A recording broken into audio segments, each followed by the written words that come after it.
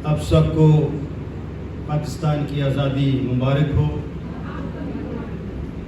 ہم شکر چاہتے ہیں اپنے خدائے ثالوث کا، رب جلیل خالق و مالک مسیح یسوع کا، جس نے مجھے اور آپ کو یہ شرف عطا فرماتا ہے کہ ہم اپنے ملک و قوم کی سلامتی کے لیے دعا گو رہیں۔ کوئی بھی زندگی جو ہے وہ قید میں رہنا پسند نہیں کرتی۔ اگر انسان قید میں چلا جائے تو اس کے لیے بڑی تکلیف ہوتی ہے، مگر خدا نے اس بات کا ممکن کیا کہ ہمیں پاک وطن یعنی کہ پاکستان عطا فرمایا۔ اس وطن کی آزادی میں دین مسیحیت کے بہت اہم اور کلیدی کردار ہے۔ ان کرداروں کو ویسے پذیرائی نہیں ملتی جیسے مسیحی کلیسیا جانتی۔ ملک پاکستان میں مسیحی بسنے والا نہ تو وہ اس ملک سے اس ملک کی طرف گیا، نہ ادھر کا مسیحی پاکستان میں آیا۔ اس سے ہم اندازہ لگا سکتے ہیں کہ مسیحی جو ہیں وہ حقیقی طور پر پاکستان کے اصل شہری، مگر ہم شکر ادا کرتے ہیں، اپنے تمام اہل وطن کے ساتھ مل کر اپنے ملک کی آزادی کے لیے نعرہ لگاتے ہیں، پاکستان زندہ باد، آمین، پاکستان زندہ باد، یہ ہمیشہ ملک زندہ رہے۔ آئیے ہم اب خدا کے کلام سے اپنی زندگیوں کے لیے کس طرح زندہ ہو سکتے ہیں اس بات کو سمجھیں۔ ابھی ہم نے پولس رسول کا خط، اس کا 6 باب اور اس کی 7ویں اور 8ویں آیت کا تلاوت کی، اور اس آیت کریمہ میں ہم دیکھتے ہیں غلاطیوں کا خط اور اس کا 6 باب اور اس کی 7ویں آیت میں کیا لکھا؟ فریب نہ کھاؤ۔ خدا ٹھٹھوں میں نہ اڑایا جاتا ہے، کیونکہ آدمی جو کچھ بوتا ہے وہی کاٹے۔ اس میں 3 قسم کی باتیں ہیں۔ وہ باتیں کیا کہ فریب نہ کھاؤ۔ ہم بدن میں ہیں، ہم سب انسان کیا ہیں؟ بدن میں نظر آتے ہیں، اور بدن کے جو جس میں ہم ہیں یہ گناہ آلودہ ہے۔ اور جب اس بدن کی ہم پاکیزگی کی بات کرتے ہیں،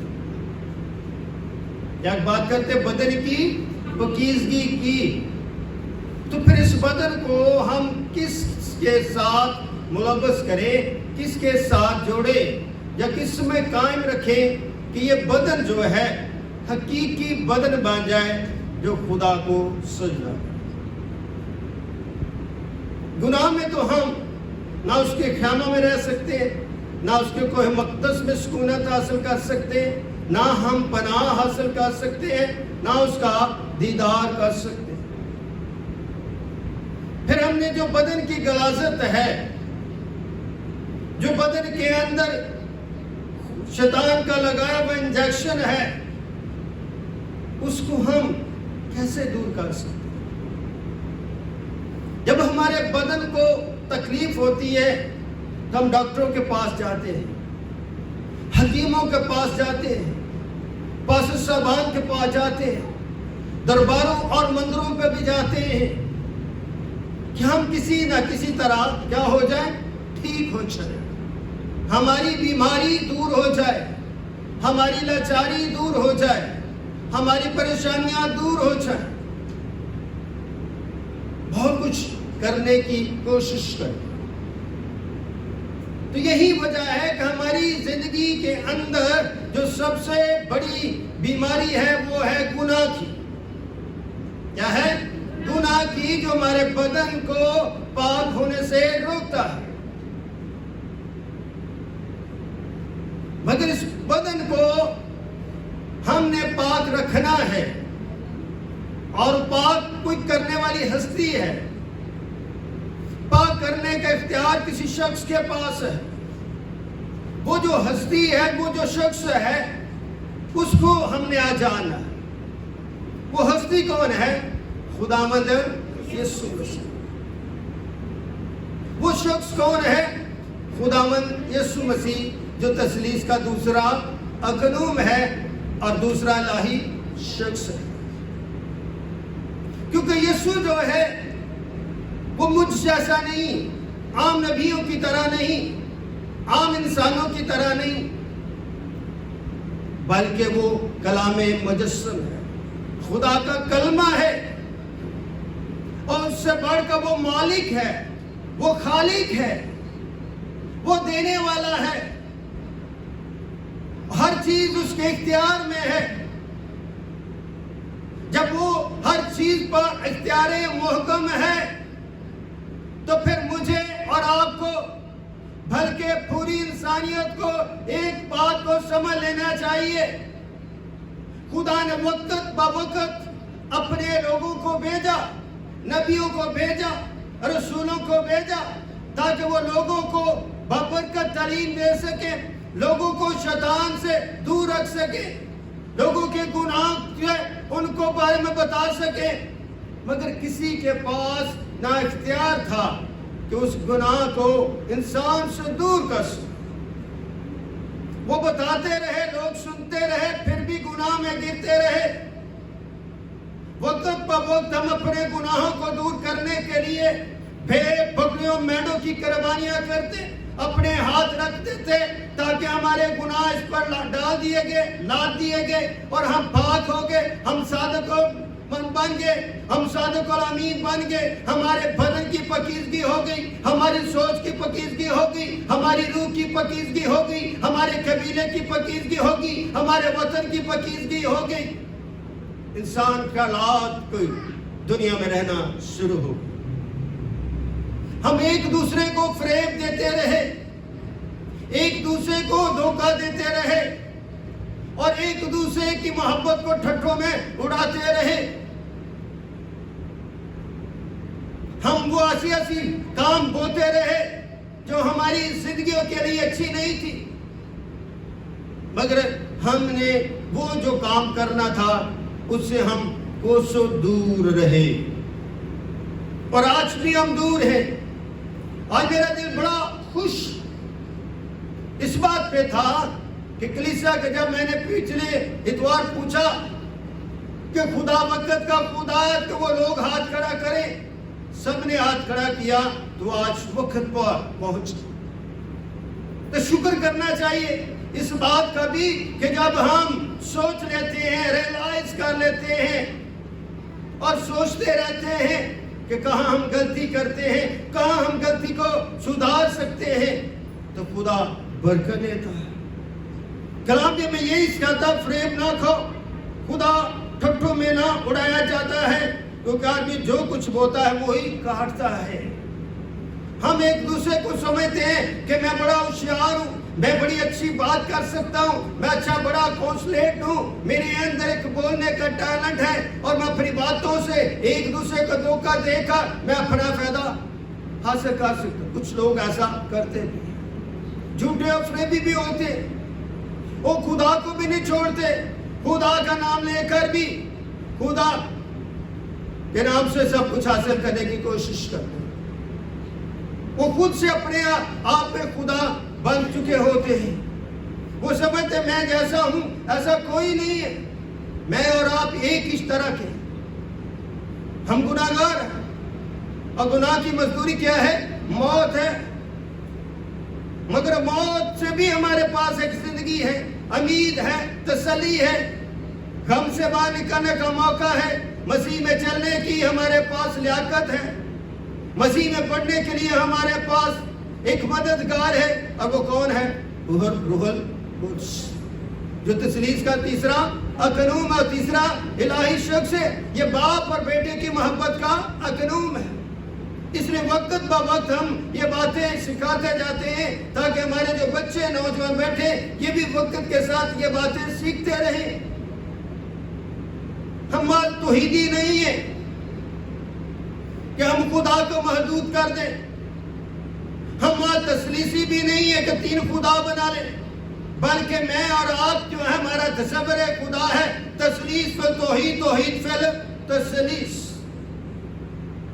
میں نے اوقات کیا ناصر کا میں یہ پیغام چند دیر پہلے میں نے یوٹیوب پہ سنا، وہ اس بات کا تذکرہ کر رہا ہے دنیا میں بہت سارے لوگ توحیدی ہیں، بہت سارے لوگ تثلیثی ہیں، اور بہت سارے لوگ صرف ماضی القدس کو مانتے ہیں، اور یہ بدعت ہے۔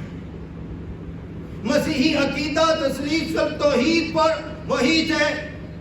ہم خدا کی ذات اقدس میں اقنوم کی کثرت مانتے ہیں اور تین الہی شخص پر ایمان رکھتے ہیں، اور یہ تینوں خدا کی ذات میں ایک دل ایک جان ہے اور نہ یہ جدا ہو سکتے ہیں۔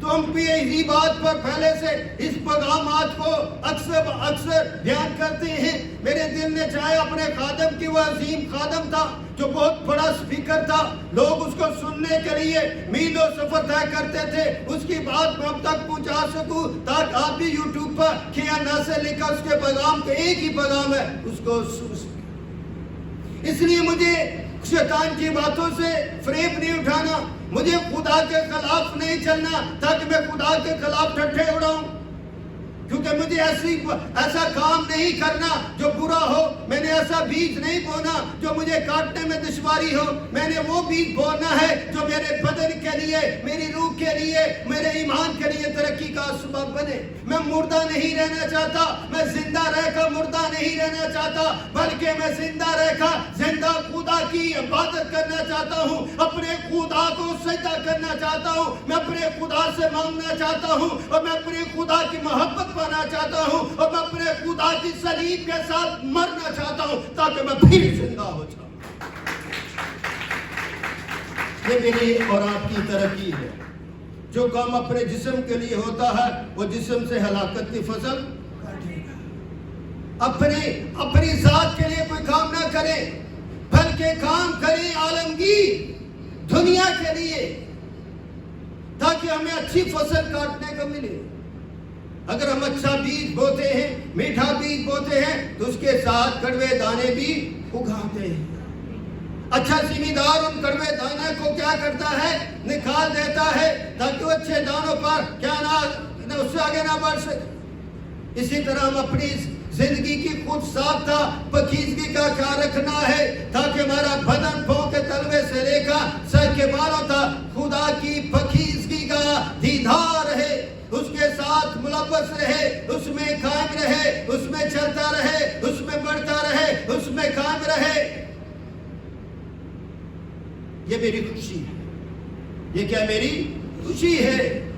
تو جب ہم اپنی خوشی کے لیے اپنے خدا کی خوشی میں شریک ہو جاتے ہیں تو ہمارا جیون نیا ہو جاتا ہے، ہماری آتما خدا میں خوش ہوتی ہے، کیونکہ زندگی کا درخشاں جہاں روح ہے، بدن ماس ہمیں نظر آتا ہے، بدن ہمیں دکھائی دیتا ہے، محنت کرتا ہوا، دعا کرتا ہوا، پرستش کرتا ہوا۔ اس بدن کو بہت ساری چیزوں کی ضرورت ہے، مگر روح کو خدا کے کلام کی ضرورت ہے۔ اس لیے گناہ کی غلامی میں نہ رہے، بلکہ روح کی زندگی گزارے۔ جب ہم روح کی زندگی گزارتے ہیں تو پاکیزگی اور پاک آرائش خدا کی برکت مجھ پر ٹھہر جاتی ہے، آ جاتی ہے۔ پھر اس برکت سے ہم کیا کہتے ہیں؟ خدا میرا پتا ہے، خدا میرا باپ ہے، خدا میرا خیمہ میں ہے، خدا میری پناہ ہے، میں اس کے پروں میں چھپ سکتا ہوں، وہ مجھے بچا سکتا ہے، وہ مجھے ٹھوکر سے بچا سکتا ہے، وہ میرے پر اپنا ہاتھ بڑھاتا ہے، میرے زخموں کا مر پٹی کرتا ہے۔ کیوں کرتا ہے؟ آگے لکھا ہے وہ روح سے ہمیشہ کی زندگی کی فصل کاٹے۔ اچھا بیج جب بوئیں گے تو پھر ہم روح کی طرح اچھی فصل کاٹیں گے۔ ہم سب یہاں پر بیٹھے ہیں تو ہم اپنے آپ کو کیا کرنا چاہتے ہیں؟ سدھارنا چاہتے ہیں۔ We want to change our life۔ کیوں چینج کرنا چاہتے ہیں؟ کیونکہ خدا کی ساتھ چلنا چاہتے ہیں، خدا کی پرستش کرنا چاہتے ہیں۔ بچی اتنی خوبصورت انہیں پرستش کی تو یہ کیا برکت ہے ان کے لیے؟ خدا نے یہ برکت دی ہے، خدا نے ان کے کیا ہے دل میں، روح میں، بدن میں اچھی آواز رکھی، شیریں آواز رکھی۔ پھر جب گانے والے بجانے والے مل بیٹھتے ہیں تو خدا کا جلال کیا ہوتا ہے؟ ظاہر ہوتا ہے. تو میں اور آپ بھی اس جلال کو ظاہر کرنے والے ہیں. یہ اچھی کشتی ہے, یہ نمائش نہیں ہے, یہ اچھی کشتی ہے کہ ہم اپنے بدن سے شیطان کو, اپنی سوچ سے شیطان کو دور کرنے کی کیا کرتے ہیں؟ قوت حاصل کرتے ہیں. ہم نیک کام کرنے میں ہمت نہ ہے. بڑی بات ہے کہ ہم نیک کام کرنے میں ہمت نہ ہارے, یعنی کہ کمزور نہ بنے, نیکوکار بنے. جب ہم اپنی زندگی میں نیکوکاری کے بارے میں سوچ لیتے ہیں تو خدا بہت برکت دیتا ہے. میں بڑا خوش ہوتا ہوں. میں صبح اٹھتا ہوں, صبح اٹھا, میں نے فوری جا کے بیٹری کو چارجنگ پہ لگایا, اس کے بعد غسل کیا, کپڑے پہنے, چرچ کھولا, لائٹیں آن کی, اے سی آن کیے. یہ نہیں کہتا یہ برکت ہے میرے زندگی کا. میں چرچ کھولتا ہوں, میں چرچ بند کرتا ہوں. اپنی زندگی میں یہ بھی بوجھ محسوس کریں, ماں اچھی شرٹ, اچھی پینٹ, اچھے کپڑے پہن کے, اچھا میک اپ کر کے عبادت کرنا ہی, خدمت کرنا سیکھیں. خدمت ہم کرنا نہیں چاہتے, ہم اٹھتے ہوئے داماں دیکھنا نہیں چاہتے, تو ہم مسیحی کہلاتے ہیں. میں نے جب موری سرب سے پہلے اگر ہم مسیحی بننا چاہتے ہیں تو خدمت میں مسیحی بنے, کام کرنے کے مسیحی بنے. خدا میں پھر خدا کی سیرت و بصیرت کو کیا کرے گا؟ بدل دے گا. خدا آپ کو سرفرازی دے گا, مال و دولت کی بھی برکت دے گا. مال و دولت سے بڑھ کر ہے روح کی فتح, مسیح میں فتح, کلام میں فتح. ہم سولو کہ تو میں مان رکھتا ہوں خدا کا آدھے مطلق بات, پھر ہم ایسے بات کریں گے, ایسا اقرار کریں گے. کیونکہ اگر بے دل نہ ہوں گے تو این وقت پر کاٹیں گے. جب ہم بے دل نہ ہوں گے تو فصل کو کیا کریں گے؟ این وقت پر کاٹیں گے. تو ہم این وقت پر ہم کاٹنے کے متمنی بنتے ہیں. اپنی زندگیوں میں ایسے کام کرنے کے لیے کوشش کریں. بس جہاں تک موقع ملے سب کے ساتھ نیکی کرو. موقع ملے جب جب آپ کو خدا موقع دے, جب جب خدا آپ کو استعمال کرے تو کیا کرو؟ نیکی کرو, مدد کرو, رحم کرو. بخشنہارا کی طرح ایک دوسرے کی مدد کرو. خدا کتنا عظیم ہے, اس کی عظیم باتوں سے سیکھیں. جب خدا عظیم ہے تو اس کی قوم بھی تو عظیم ہونی چاہیے, اس کے لوگ بھی تو عظیم ہونے چاہیے. اپنی زندگی میں خدا کے عظیم پن کو کیا کریں؟ محسوس کریں. آئیے میرے ساتھ نکالیں پولس رسول کا خط افسس کی کلیسیا کے نام اور اس کا 6 باب اور اس کی 10ویں آیت میں لکھا ہے, غرض خداوند میں اور اس کی قدرت کے زور میں کیا بنو؟ مضبوط. پہلی بات یہی خداوند میں, اور دوسری بات کی اس کی قدرت کے زور میں. ہمارا کوئی زور نہیں ہے, قدرت کے مالک کا زور ہے, قدرت کے مالک کا فضل ہے, قدرت کے مالک کا رحم ہے. کہ جب تک وہ نہ چاہے اور ہم کرنے کی کوشش نہ کریں ہم مضبوط نہیں ہو سکتے. انسان جتنا مرضی ورزش کر کے کھانا پینا کھا کے مضبوط بنے, وہ ماذ انسانی طاقت حاصل کرتا, روحانی طور پر وہ مضبوط نہیں ہوتا. خدا کا عظیم پرستار انس مال, خدا کی اس نے خدمت کی, پرستش کلام کی, دور دور کے ملکوں میں جاتا رہا, کلام سناتا رہا, پرستش کرتا رہا. اس کی پرستش کے وسیلے سے خدا نے لوگوں کو بہت مضبوط کیا. بہت سارے پرستار نمودار ہوئے, بہت سارے لوگ دعا کرنے والے ملے اور خدا نے اسے استعمال کیا. ہم بھی تو اپنی زندگیوں میں ایسے کام کر سکتے ہیں. اگر کیا خداوند کے سب ہتھیار باندھ لو. اب خداوند کے ہتھیار کیا ہیں؟ خدا کا ہتھیار ہے خدا کا کلام. اس کلام کو اپنے ہاتھ میں رکھو تاکہ تم ابلیس کے منصوبوں کا کیا کر سکو؟ مقابلہ کر سکو. ہم نے مقابلہ کرنا ہے. ابلیس کا مقابلہ کرنا ہے، لوگوں کا نہیں، کسی مرد کا نہیں، کسی حکمران کا نہیں، کسی بادشاہ کا نہیں، بلکہ کس کا مقابلہ کرنا ہے؟ شیطان کا مقابلہ کرنا ہے۔